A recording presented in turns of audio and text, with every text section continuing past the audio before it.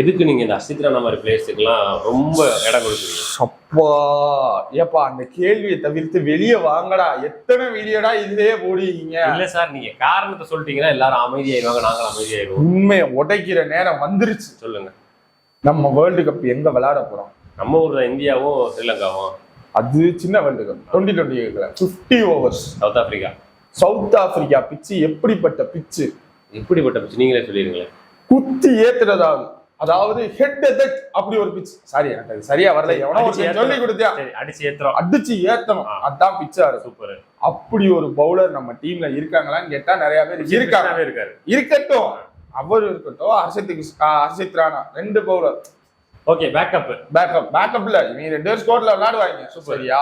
அப்படி ஒரு பவுலர் இருக்கணும். அவங்ககிட்ட ஆம் பவர் அதிகமா இருக்கு.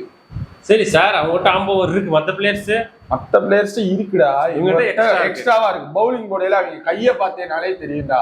சரி சார், புரியுது, எனக்கு புரியுது அசித் ராணாவுக்கு ஏன் இப்படி இவ்வளவு பண்றோன்றது. ஆனா எனக்கு ஒரு டவுட் சார்.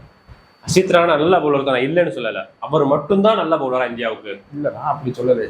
அந்த மாதிரி நடந்துகிட்டு இருக்கு இந்தியன் டீம்ல. அப்படியா நடக்குது? நீ ஜெர்சியை போட்டுவா, நீ பவுலிங் போடு. நானும் போடுறேன். நானும் பவுலிங் போடுறேன். எல்லாம் பவுலிங் போடுவோம்.